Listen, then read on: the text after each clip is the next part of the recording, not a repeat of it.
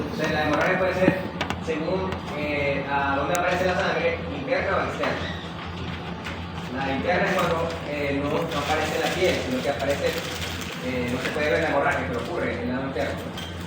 Y externa es cuando ocurre en la piel por la salida por un orificio natural, como por ejemplo el orificio nasal. ¿Cuáles son las consecuencias de una hemorragia? Que, como vimos ahorita, se le baja la volemia. Y veremos más adelante que al bajar la volemia se producen unos cambios en los vasos sanguíneos para tratar de mantener la sangre en los órganos vitales, que es el corazón, el cerebro y el hígado y los riñones. Entonces, eso hace que se produzca pérdida de sangre en otras partes del cuerpo. Y llega un momento en que ya no se puede mantener y el hecho de desvanecimiento, cuando no le llega sangre al cerebro, se llama shock. Entonces, entra a un shock hipovolémico. La salida de sangre, el término médico para la sacada de sangre es exsanguinación, cuando ya se le ha salido sangre, la cantidad de sangre que le quedó es incompatible con la vida. Eso se llama exsanguinación. Bueno, cuando usted agarra una gallina y le corta el pescuezo para hacer el caldo, se le sale la sangre, la gallina queda pataleando hasta que deja de patalear. Cuando ya deja de patalear, es que ya se produjo la exsanguinación. Inmediatamente, cuando hay una hemorragia, lo principal es restaurar la volemia. No tanto la parte celular, sino la volemia. La complicación está en que si no se restablece la volemia, hay cambios vasculares por la hipotensión. Eso lo veremos después también. Pero después, si hay que restablecer la parte celular, entonces hacemos una transfusión. Bien, el nombre de las hemorragias, hay muchas hemorragias, su nombre es muy fácil. Se pone hemorragia y el órgano.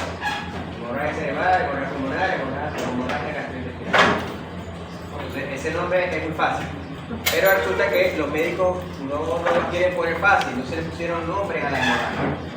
Hay hemorragias que tienen diferentes nombres. Y bueno, ustedes se la van aprendiendo porque en algún momento se la tienen que aprender y cualquier momento es bueno. Entonces, se la aprenden de una vez.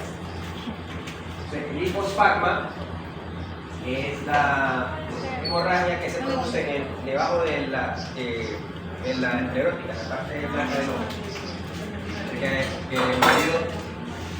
el marido le pegó a la mujer porque se portaba mal a la mujer, ¿verdad? Hay que darle su...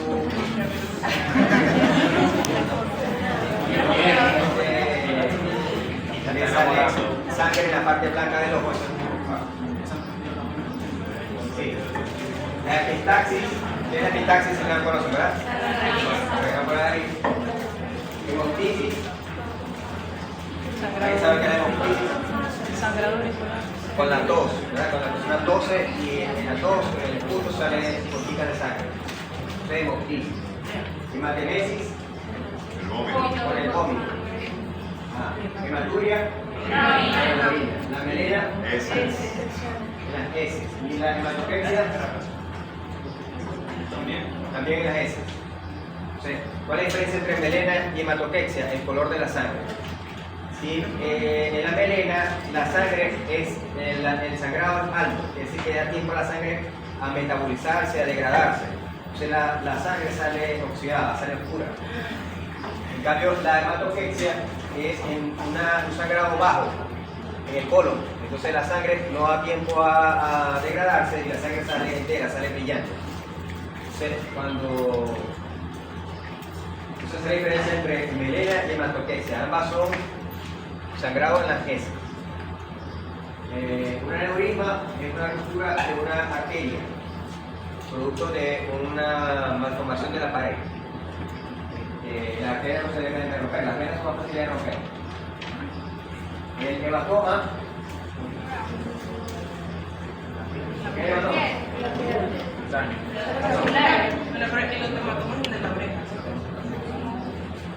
Si yo digo que tengo un hematoma hepático, ¿se puede dar hematoma hepático? Hematoma es sangre en el tejido intersticial. Si el tejido intersticial es en la piel, el hematoma es un hematoma cutáneo. Pero cualquier tejido que tiene tejido intersticial puede producir un hematoma. Yo puedo tener un hematoma en el hígado. Entonces es sangre en el tejido intersticial. Ahora, si es de la piel, entonces si esos hematomas reciben nombres. Puede ser una equimosis, una petequia o púrpura. Entonces, la equimosis es una hemorragia subcutánea en el intersticio subcutáneo, pero que es muy amplia. Un hematoma que te da un golpe muy grande, el hematoma es una equimosis. Este es muy famoso, ¿verdad? El hematoma. La petequia son sangrados, pero son más pequeños, son pequeñitos. Entonces, son comunes muchas enfermedades que se producen un sangrado subcutáneo que parece que el perro lo hubieran cuidado con muchas agujitas así. Son petequias. Y la púrpura es un tamaño intermedio. No es grande ni tan pequeñito, pero ahí se ven también un moretón. Entonces también son signos de enfermedades. La sublimación es lo que le va a decir a su mamá cuando ustedes lleguen a su casa con un chupón en el cuello. Usted va a decir, ¿tenés un chupón? Eso no es un chupón, eso es una sublimación. La sublimación es la hemorragia que se da por un efecto de succión, que se pueden también hacer, se pone una ventosa en la piel, se produce un morado. Entonces, eso es una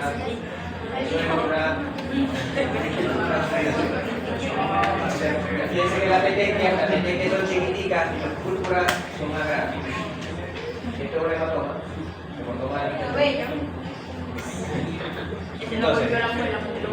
Entonces es porque la hemorragia se da porque la sangre se sale del vaso sanguíneo. Entonces, ¿cuáles son las causas por las cuales se puede salir en la sangre del vaso sanguíneo? Primero que se rompa, ¿verdad? Entonces, esa ruptura traumática que en un vaso sanguíneo, realmente son capilares, se llama rexis. Entonces, rexis es una hemorragia producto de un trauma, ruptura traumática del vaso sanguíneo. Diabrosis es una hemorragia producto de una ruptura del vaso sanguíneo erosiva. ¿Qué quiere decir erosiva? Que poco a poquito se fue rompiendo la pared hasta que se terminó de romper y se salió la sangre. Eso es lo que pasa en los tumores. Los tumores van invadiendo el vaso sanguíneo y lo van rompiendo de afuera hacia adentro hasta llegar a la sangre, y cuando llega por ese momento se sale la sangre.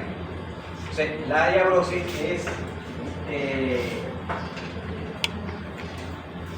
una ruptura de por ejemplo, cuando es un caso de un cáncer del colon. Dice que el cáncer del colon produce una hemorragia en el colon. Esa hemorragia no es por trauma, es por diabrosis. La diéresis es una ruptura de los vasos sanguíneos por un objeto cortante, como puede ser un bisturí. Ustedes cuando van a hacer una incisión para hacer una cirugía, ustedes están cortando tejido, tomando la hemorragia por una acción médica. Eso es la diéresis.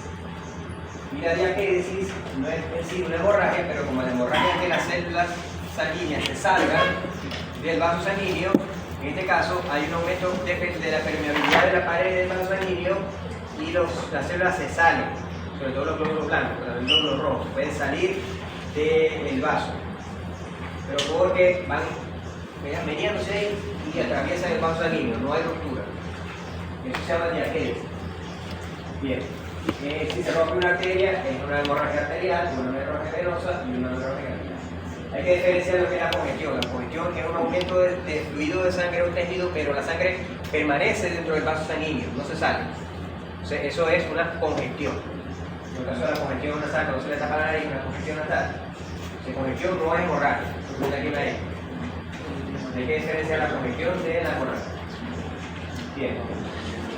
Una de las cosas que produce la hemostasia, como dijimos, hemo de sangre y estasia de mantenerse, ¿verdad? De mantener la sangre adentro. Y una cosa que produce la hemostasia es la coagulación. La coagulación es un proceso en el cual una sustancia líquida cambia de estado. Ya saben que los estados son líquido, sólido y gaseoso, ¿no? Pero hay cosas intermedias. O sea, está el sólido y el líquido, pero en la mitad hay algo que es medio sólido y medio líquido. Igual, cuando hay de gaseoso, puede pasar de gaseoso a sólido, que es lo que le pasa a se llama sublimación. Pero le pasa a la cerveza, cuando lo sacamos de la nevera sale un juguito, eso es sublimación. ¿Qué pasa de estado de gas sólido? Se congela el aire. Entonces la coagulación es un proceso de ese intermedio. O sea que si yo veo un líquido coagulado, no es totalmente sólido, pero tampoco es líquido, ¿verdad? Es como una gelatina, exactamente. La gelatina es como una coagulación. Entonces, el estado de coagulación se refiere a un estado que es un intermedio entre sólido y líquido. Pero usted lo lee. ¿Qué líquidos conocen que se coagulan? La sangre obviamente que lo vamos a hablar, pero hay otros líquidos que se coagulan. Por ejemplo, la leche se coagula cuando nosotros vemos el queso. O sea, el queso significa que el queso no es totalmente sólido, porque usted ve el queso y se funde, dependiendo de la cantidad de líquido que tenga de suelo. Entonces, el queso, ¿por qué se coagula? Porque la leche, usted ve la leche y la leche es líquida, ¿sí? Puede sacar la leche de la vaca y la leche es líquida, pero ahí puede haber unos procesos donde las proteínas contenidas en la leche pierden la solubilidad, se hacen hidrofóbicas, se reúnen entre sí y forman una malla. Pero fíjense que un componente de la leche que estaba líquido normalmente, por alguna situación cambió de estado, se volvió hidrofóbica, o sea, pierde la solubilidad. Se transforma, se hace una malla y atrapa todo el contenido. Ahí entonces nosotros agarramos, le ponemos se hace la cuajadita, esa cuajadita la ponemos en una prensa y hacemos un queso. Otra cosa que se coagula, el semen. O sea, a los que se vayan dando sabor, saben que cuando el semen entra en contacto con el agua, se forma como un gel, ¿no? Entonces, al que tiene novio y se baña con el novio también pasa. El semen entra en contacto con el agua y se puede transformar en un gel. Porque se coagula, entonces hay unas proteínas en el semen que se llaman las semenoproteínas que al entrar en contacto con el agua, el semen se coagula. El humano se coagula, ¿por qué? Porque los humanos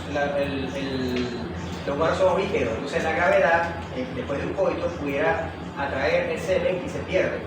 Entonces lo que hace el semen, la evolución, lo que le dio al humano es que esa proteína, para que el semen después de la eyaculación se pinte la vagina, se pinte el semen coagulado, entonces la mujer puede decir, llegó mi marido, y sale corriendo, y el semen no se le cae, porque quedó coagulado ahí en la pared de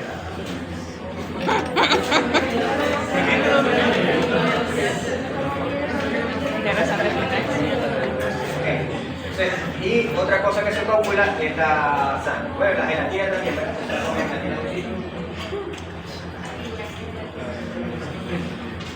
Ok, entonces la hemostasia incluye la coagulación, pero incluye también una parte celular, que lo vamos a ver. Bien, y la antihemostasia es el estado normal. Lo normal es que la sangre esté circulando en forma líquida, o sea, lo normal es que la sangre sea líquida. Cuando hay una ruptura es cuando se va a activar ese proceso de coagulación. Antes no. Si se coagula la sangre en estado, cuando la sangre debería estar líquida, ¿verdad? Normalmente, y se produce una alteración que provoca una coagulación interna, ese coágulo va a ir navegadito por dentro de la sangre y se puede construir una arteria pequeña. Ese coágulo circulando se llama trombo. Esos trombos son peligrosos porque se pueden obstruir arterias. El coágulo debe ser local. Cuando hay el trauma se forma un coágulo y ese coágulo debe quedarse ahí, pegadito ahí para tapar el trauma. Okay. Entonces eso se llama la antihemostasia, lo que es el estado normal. Cuando hay una ruptura del vaso sanguíneo, entonces se debe formar una cadena de eventos, que es lo que vamos a ver: el tacón plaquetario, la acumulación, la reducción del flujo sanguíneo y la fibrinosis. Luego, cualquiera de estos fenómenos, la tacón plaquetario, cualquiera de estos fenómenos puede ser objeto de una enfermedad. O sea, podemos tener un perro que aparentemente está sano y nos llega sangrando por la nariz, ¿sí?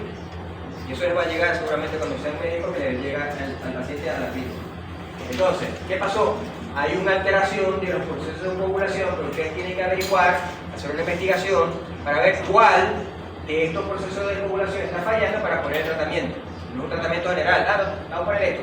No, eso va a depender del trastorno que esté fallando, uno de estos cuatro. Entonces lo que deberían de conocer la fisiología para que saber cuál es el que está fallando. Bien. Hay especies de animales que se alimentan de sangre. ¿Ya? Habrán visto que los murciélagos hematófagos, los zancudos, las garrapatas, los chipos. Entonces, voy a decir un chiste pero demasiado.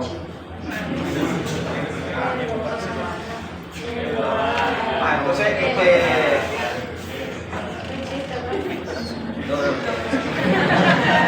también fatiga mucho. Entonces, ¿qué hacen esos animales para poder alimentarse de la sangre? Esos animales tienen que combatir la hemostasia, porque apenas ellos rompan un vaso sanguíneo, el vaso sanguíneo va a tratar de